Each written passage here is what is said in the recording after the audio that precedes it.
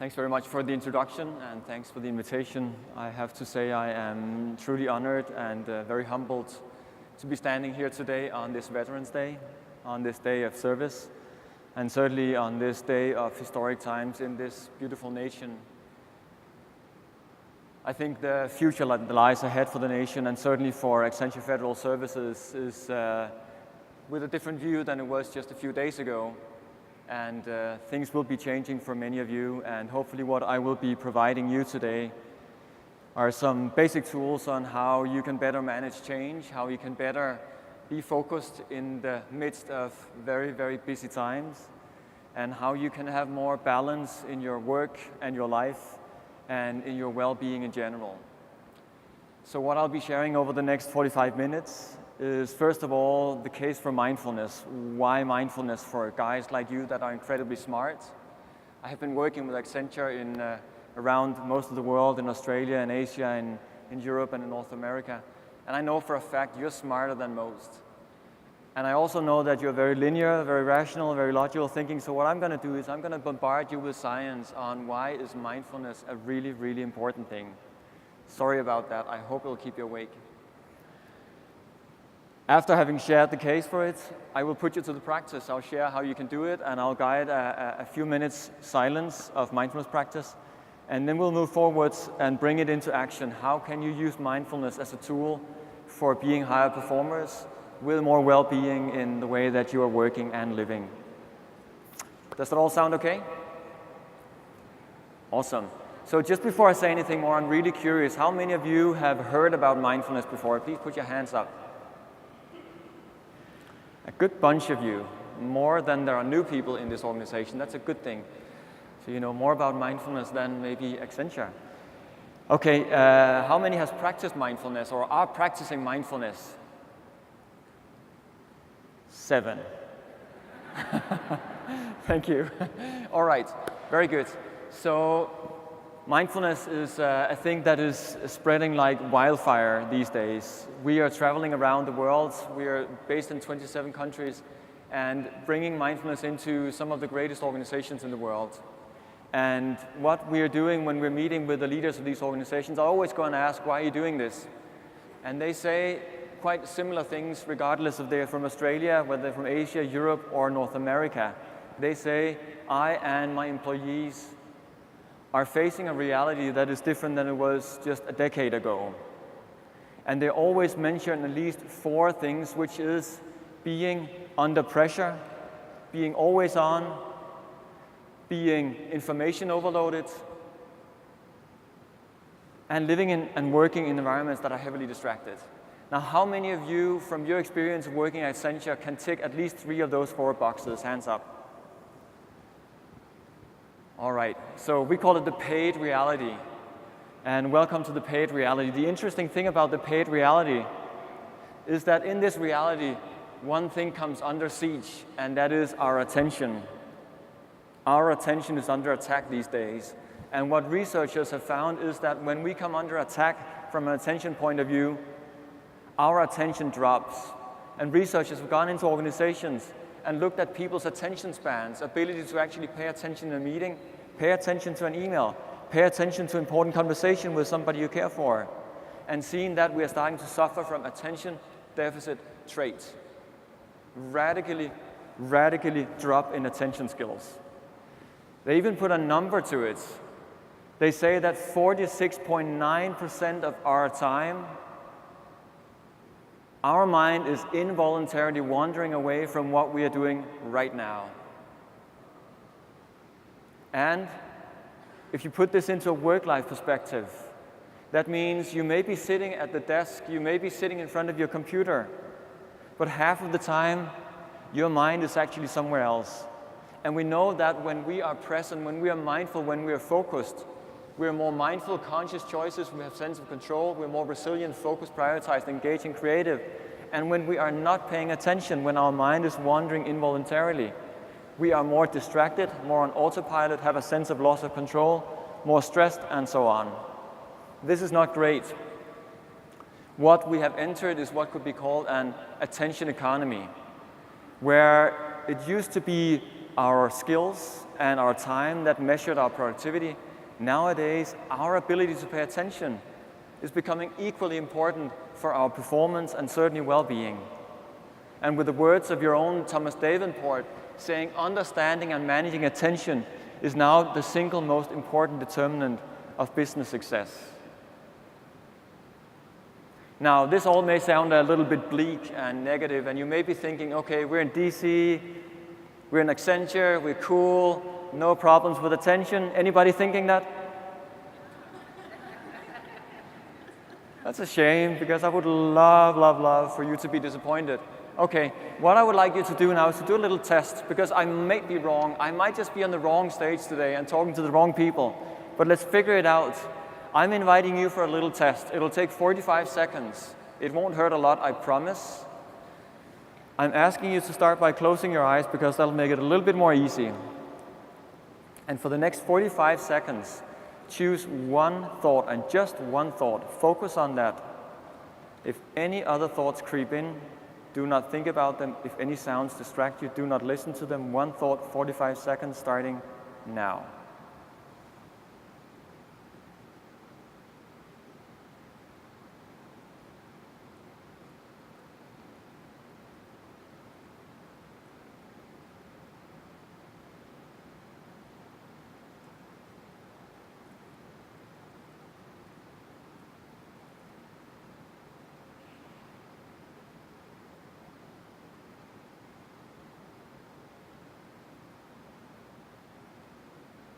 All right, so you can open your eyes and let go of that thought if you were still thinking of it.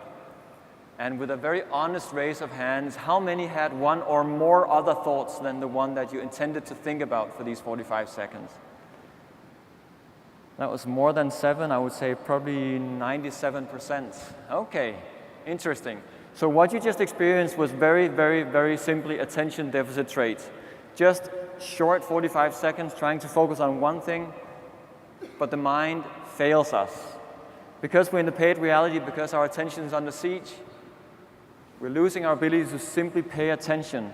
And it's a little bit like John here, sitting in the morning trying to write an important report, but his mind is wandering to golf. Any golfers in the room? Thank you. Do you know this experience? Great, okay. So then later on in the day, finally John gets to play his golf, and what is he thinking of? What do you normally think of? Thank you. All right, so thinking of his wife, and then finally later in the day he gets to have dinner with his wife, thinking back at work. Girls, this is not just for the guys, I think this is for all of us. This is the attention deficit trait at play, and it has impact on our performance because it goes down. It has impacts on our well-being because we get more stressed, and it's a huge impact on our relations with other people because we're losing the deep connections with others. Does it make sense? Are you with me? Paying attention? Down in the back? Thank you. All right, so attention deficit trait coming in the attention economy because of this paid reality that you are all living in as well. But the good news is coming from neuroscience. What you see up here, can you guys see it down there? Do you have a screen out there? Awesome, very good. So what you see on the screen right now is an animation of the brain from the inside. What we see here is the neural networks of the brain. You will see those big balls in there. They're called neurons. You have about 100 billion of those. It's quite a lot, and each of those have 5,000 synapses connected to it, those bridges you see in there. Researchers have found that our brains are changing every second. Every second, our brain is reshaping itself according to how we use it. It's basically building new bridges within the brain on a physiological level. And what researchers found is that the way we use the brain, that's the way it's shaped. So for every moment that you allow yourself to be distracted, your brain will grow increasingly more distracted, and for every moment you deliberately pay attention, whether it's an email, whether it is golf, or whether it's your partner at dinner at home, your brain will be more composed, more focused, more attentive. Period. Does it make sense? Great. So then mindfulness is really the skill of training the neural networks of the brain, training the mind, training the brain to be focused on the task at hand and not to get distracted by the myriads of things around you, whether that is elections or organizational changes, or whether it's just the overflow of email that you're experiencing at 6 o'clock when you wake up in the morning. Learning to harness the focus, to focus on what you want to focus on in any given minute. And it's simply the same as training our bodies. Just like we go to the gym, we lift a weight, we get stronger muscles. When we pay attention, when we do mindfulness training, as you'll try in a moment, you are strengthening the neural networks of your brain to be more focused, attentive, and present. No difference. So with that, I would like to guide you all through a short mindfulness practice, and I'll keep it really, really simple for you. It will be, oh, that was the wrong one. It will be 4 basic steps that I'll be taking you through. A, for anatomy, I'll help you to sit comfortable. B, for breath, I will ask you to focus on your breath in a moment.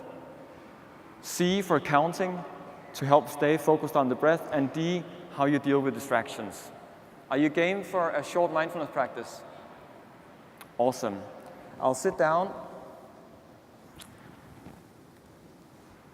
and then invite you to find a comfortable body posture with both feet on the ground.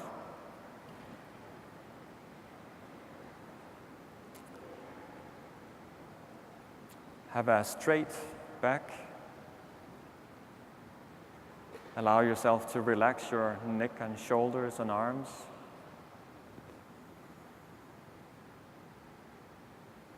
Close your eyes, breathe through your nose.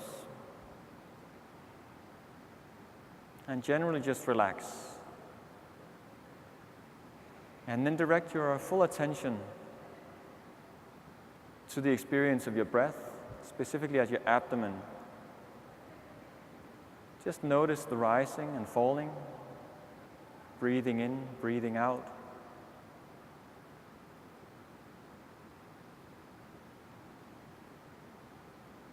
And while you do so, at the end of each out-breath, count. So breathing out, 1, breathing in, breathing out, 2.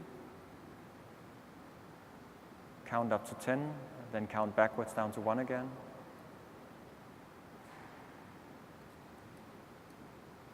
And finally, the D for distractions. If you find yourself distracted, whatever the distraction is, just notice it. And let that moment be a realization you're not with the breath. And simply let go of that distraction and come back to the breath again. And we'll sit like this in silence.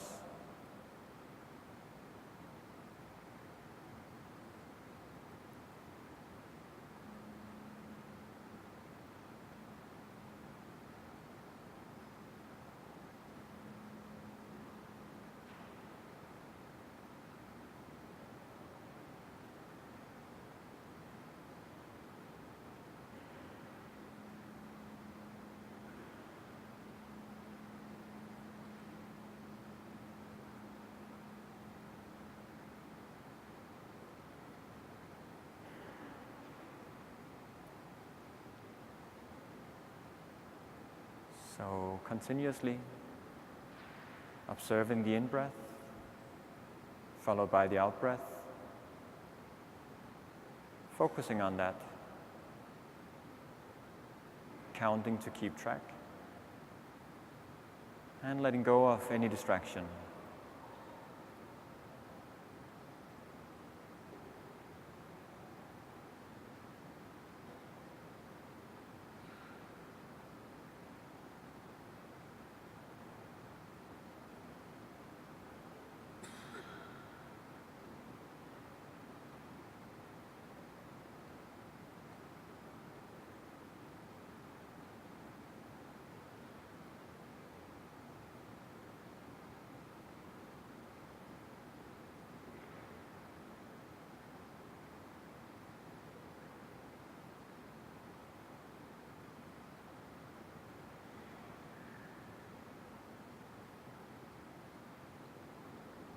And for the last minutes, ongoing flow of awareness on the in-breath and the out-breath.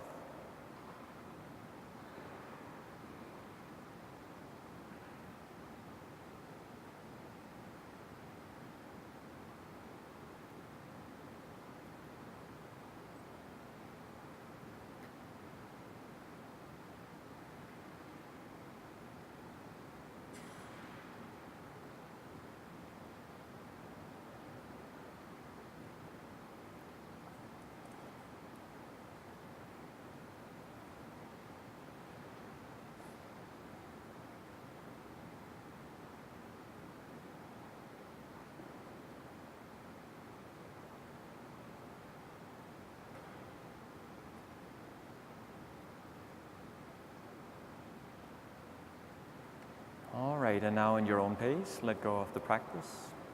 Open your eyes again and return attention to this room.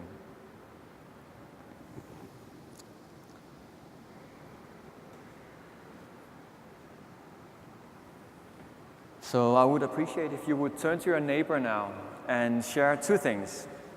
First of all, what was challenging in these few minutes? What was really difficult, maybe even uncomfortable? And secondly, what went really well? What was maybe pleasant or comfortable? And I'll give you 1 minute, make sure you both get to share what was great, what was challenging. Go.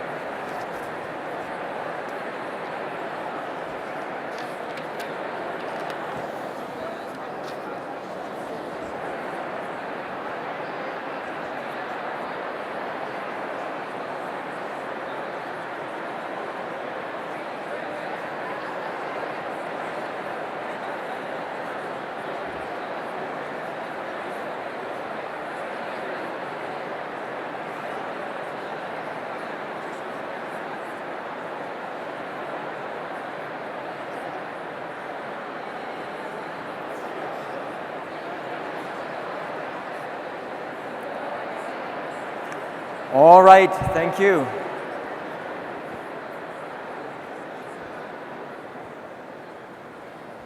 Wow, what a discipline. That took you like 5 seconds to quiet down. Impressive.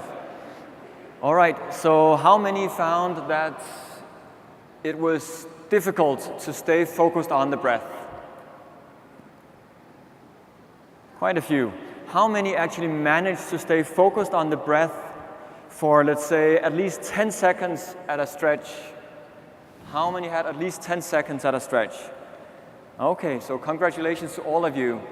What you just did was that you had a stretch of at least 10 seconds where you literally took that mental weight and you lifted it and you held it there. And just like when we hold a weight and our muscle fibers are expanding, the same thing is happening when we are holding an object of attention deliberately for 10 seconds or more. Our brain is creating new networks, allowing you to be a little bit more focused as you rise from this chair. So well done, guys. Other question, how many of you got distracted but came back to the breath?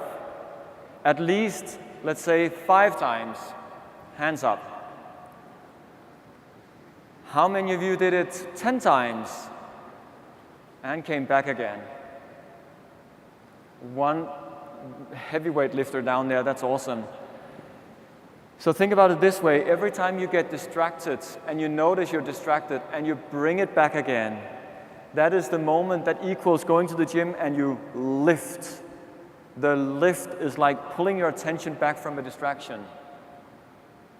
And in my experience, those are the 2 most important skills for performing in the attention economy, where our minds tend to get scattered all over the place.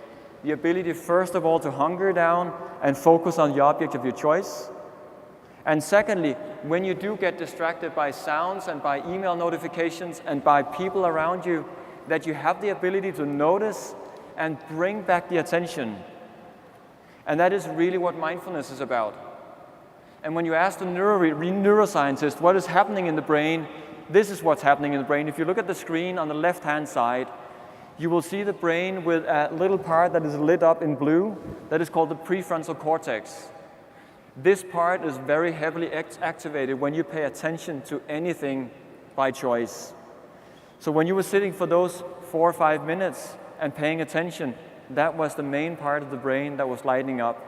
It's associated with attention and executive function, meaning our ability to live our life according to our values, to do the right things, to be present.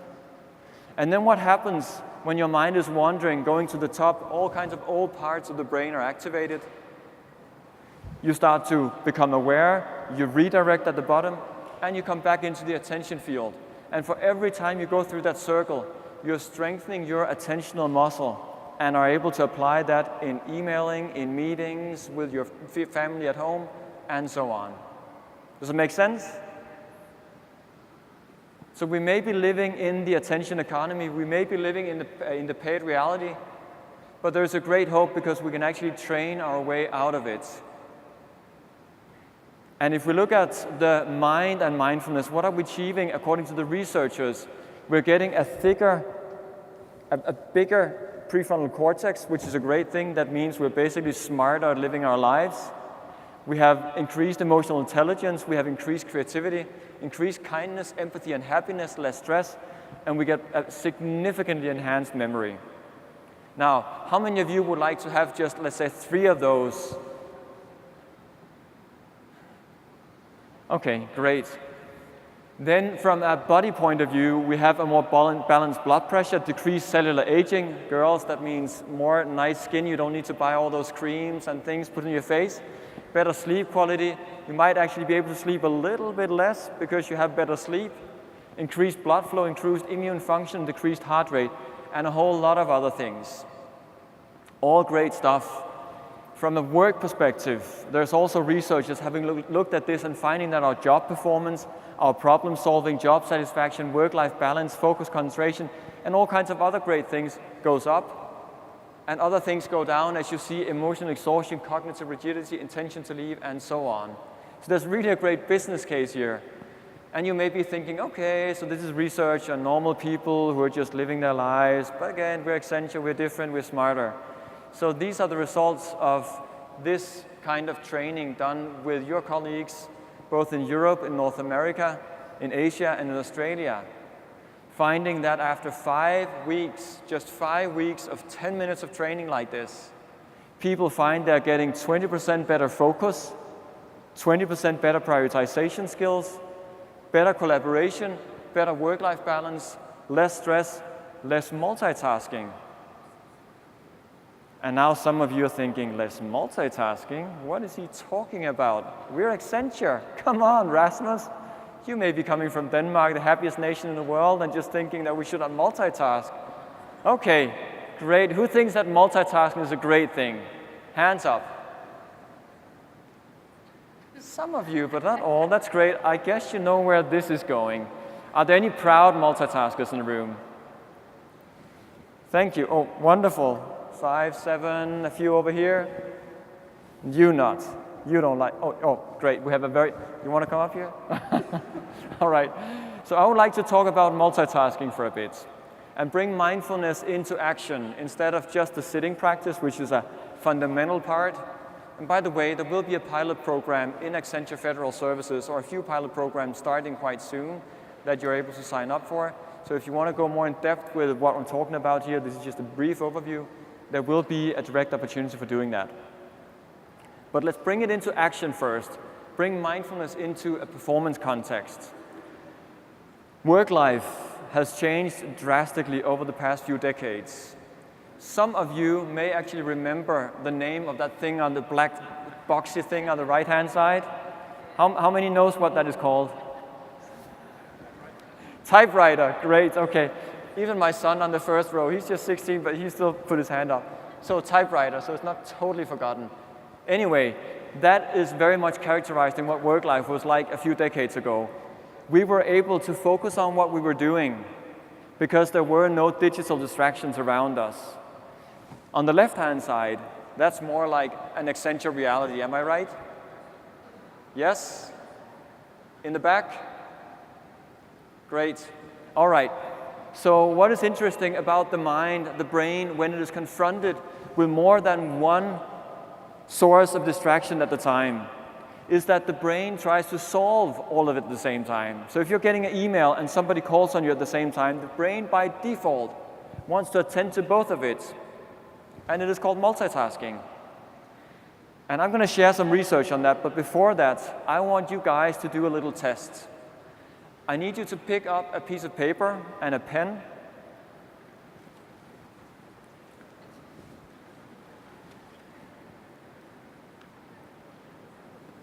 If you need pen and paper, please put up your hand, and there are some kind colleagues that are walking around with pen and paper.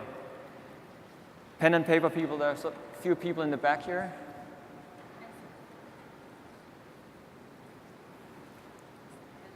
Pencil, thank you.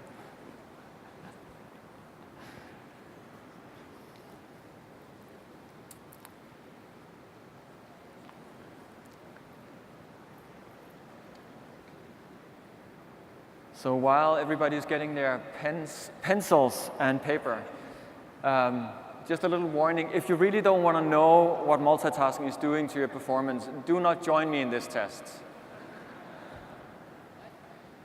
And we're just waiting 30 seconds more so everybody can join us.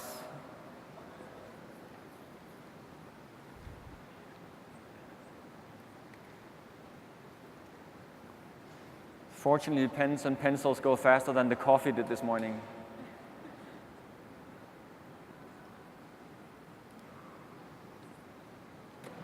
And I would say, as Accenture consultants, quite impressive to get pencils and paper out to 1,800 people in less than a minute. Well done, guys. Okay, so let's get started. What I'm asking you to do on this piece of paper that you have is, like you can see on the screen, draw 4 horizontal lines. 4 horizontal lines.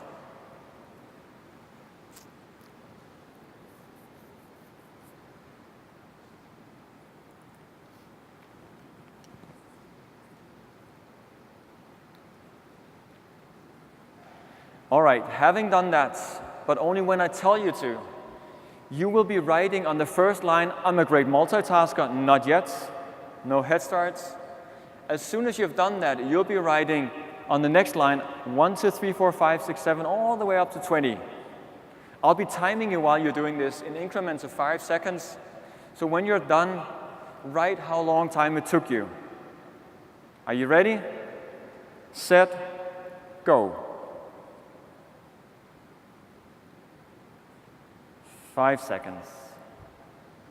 Take your time, no pressure, no stress. 10 seconds. 15 seconds.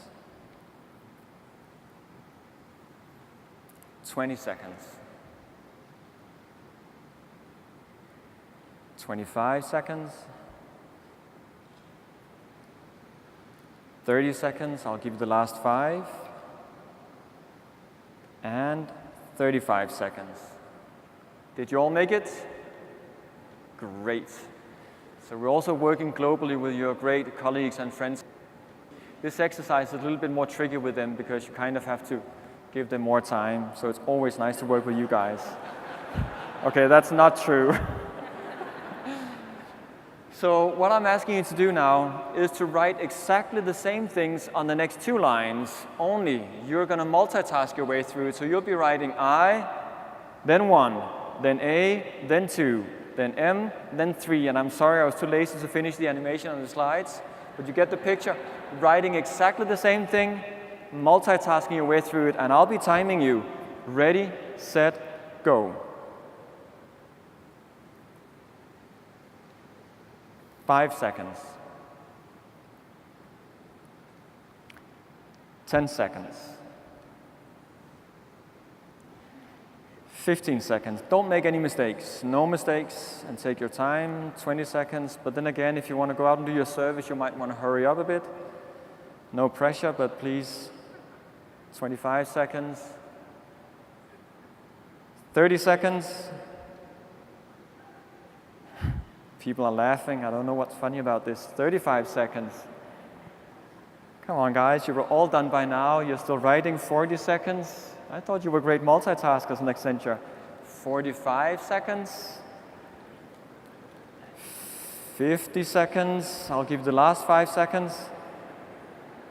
All right, if you haven't finished by now, just forget about it. Put pencil and paper away. Now, with a few simple questions, how many of you found that the first one took about twice as fast as the second one? Almost all of you. Great. How many found that you made mistakes or were about to make mistakes in the first one? Just one. Thank you for being honest. I love that. How many found that you made mistakes or were about to make mistakes in the second one? Crap, that was almost all of you. Okay. Last thing, how many found that the first one was a little bit more easy and the second one a little bit more stressful? Okay, 90%. So we learned 3 fundamental things about multitasking. First of all, makes you slower. Secondly, make more mistakes. And thirdly, it's more stressful. Is this surprising? Not really surprising, and still we're priding ourselves on being great multitaskers. We put in job adverts, you have to be a great multitasker, and it's bogus. It's crazy, because multitasking is the biggest myth of our times. Multitasking doesn't exist. Multitasking is a thing that computers can do because they have more processors. How many brains do you have? 1 brain. You cannot multitask. We have the idea that we can multitask, and that's why we do it. But what is happening from a scientific point of view when we try to multitask, as you see on the screen here, it's reducing our efficiency because it takes longer time switching back and forwards. It is hampering your creativity because your mind is constantly full with many objects. It is killing your prioritization. You're simply losing your sense of what is important right now. It drains your energy, it decreases the quality, it reduces your well-being, it shrinks your brain. Research coming out of Stanford about 9 months ago found that the more you multitask, the more often you pick your phone out of your pocket and check for notifications, the more often you let yourself distract by email notifications popping up and you're reading it, the more often you do that, the thinner your prefrontal cortex gets, meaning your attentional skill goes down the drain. Your executive function, your ability to choose your actions moment to moment, which is really needed in this country right now, going down the drain. And lastly, it rewires your brain. You remember neuroplasticity, the idea that the brain is changing according to how we use it? So if you allow yourself to multitask, your brain will become a multitasking brain, meaning you'll be great in having reduced efficiency, killing your prioritization, and so on. Really not a great idea. So then what? Then what? We are living in the paid reality. There are multiple competing priorities every given moment in your life. I know that because I'm there myself. So what do? Now, what I'm going to suggest to you is to do what you did in the mindfulness practice a few moments ago, but apply that to action. And I'm going to share now 2 rules of what is basic, fundamentally mental effectiveness or mindfulness in action. The first one is very, very, very simple. So when you get back into the office, what day is it today? It's Friday. So on Monday, when you get into the office, on Monday, try to live according to this rule, which is very, very simple. Focus on what you choose. This one is exactly the same as you did when you were sitting a while ago and trying to focus on your breath. And you saw it was difficult, right? But with training, with mindfulness practice, you'll become better at it. So it looks like this. I'll just animate it for you. You're sitting Monday morning trying to write a really important email. And you're writing and writing and writing, and suddenly some of your colleagues just behind you start to have a really interesting, gossipy conversation. What's happening to your attention? It wanders away involuntarily. Rule is very simple. Focus on what you choose, which is the email. So you stay with the email. Writing. Then suddenly you start to think about the birthday party you're going to in the afternoon. All kinds of thoughts about what tie you should be wearing or dress or whatever. Mind is wandering. Rule is simple. Stay with this object. Focus on what you choose.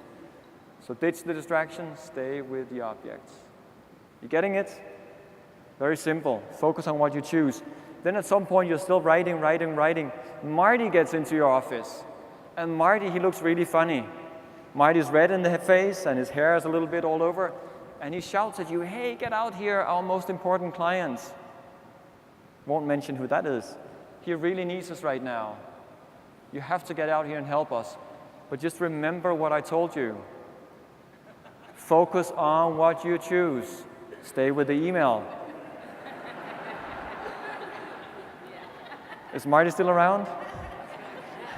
So he heard this, and he knows why you're doing it. Bad news is you'll be fired.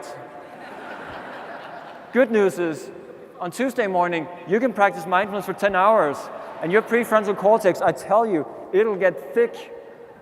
It'll be awesome. So there you are. Thank you. Okay, so I would say for about 97% of all our distractions, this rule is really important. All the stuff out there and all the stuff in here. But we do need a rule number 2 for incidents where there are competing priorities that are more important than what you're doing now. And for that, we need rule number 2, choose your distractions mindfully. So again, we're writing the email. There's a distraction. We do not choose that distraction because it is not important. We know it's there, yes, but we let it go and focus on the email. Start to think about the birthday party? No, we let go of the birthday party.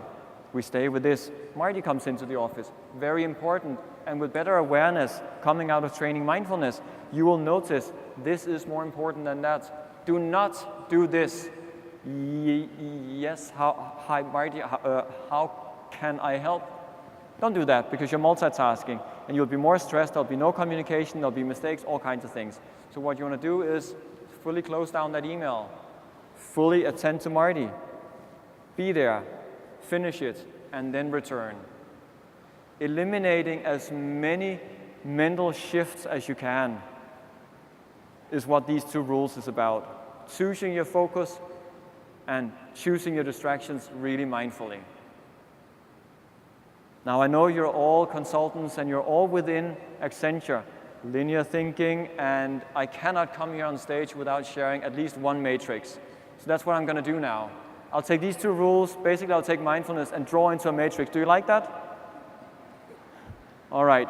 So these 2 rules drawn in a matrix looks like this. On the one axis you have rule number 1, the very strong focus as opposed to being distracted. On the other hand, being openly aware, knowing what's going on around you and inside of you, as opposed to just by autopilot following anything that's happening. If you would think of a period where you have been really, really high performing, which of these 4 quadrants have you been in?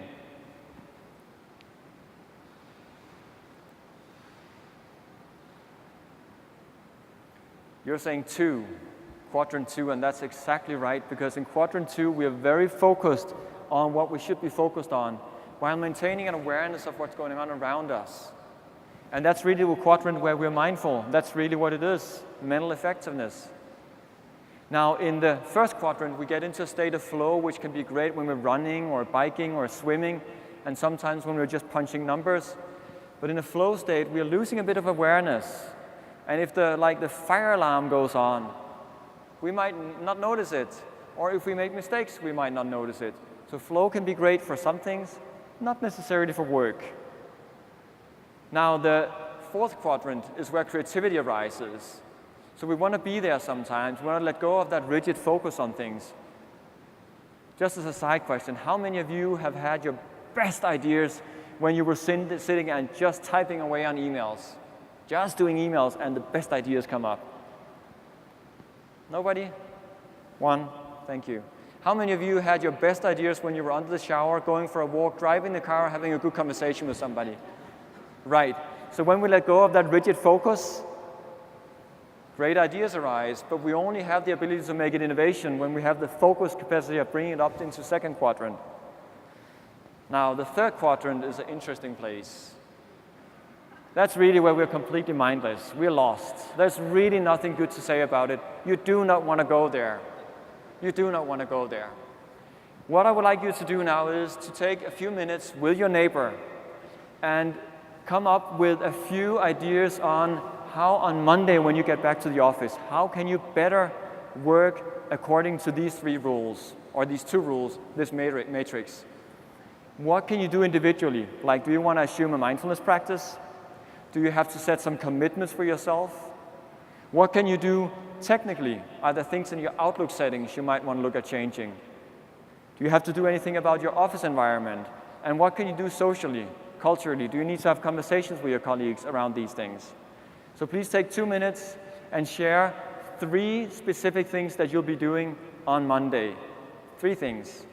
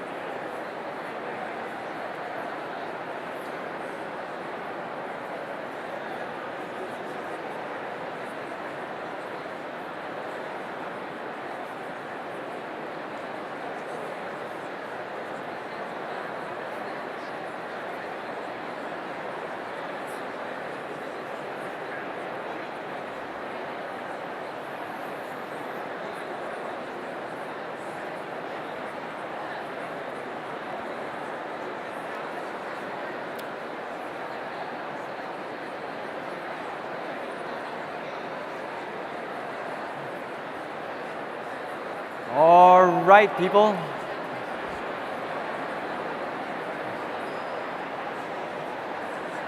Thank you, guys.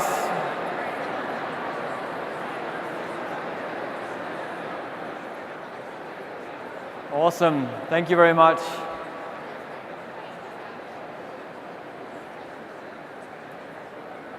So it seems like there are quite a few things that you want to change on Monday. I hope you'll be able to still work. So I would really ask you to make a commitment to yourself that on Monday you will actually try and implement these things. Write it down on your paper so that you'll remember. Okay? So what mindfulness is really about, except for just sitting down and focusing your mind and rewiring the brain to be more focused, it's about bringing it into work life. And the program that Accenture has developed, the Accenture Mindful Performance Program, is really about taking what we just talked about and applying that, as you can see up here, to how you set priorities and how you stick to priorities.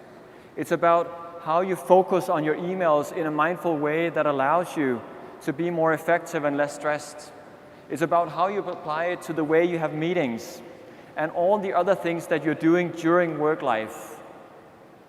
And what is happening when you, as an individual, go through a kind of training where you learn to be more mindful performing, focusing on the right things, not just everything, embracing all of your work activities with mindfulness, you just become better mindful performer.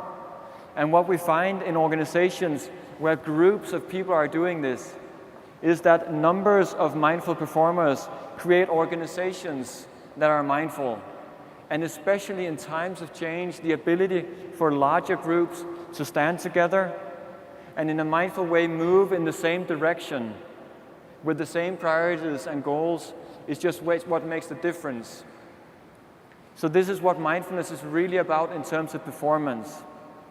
And coming to the last minutes on the stage, I will say mindfulness is about performance, but it's also about something else that is much, much, much more important, especially in times of change and in times of difficulties like your great nation is in right now.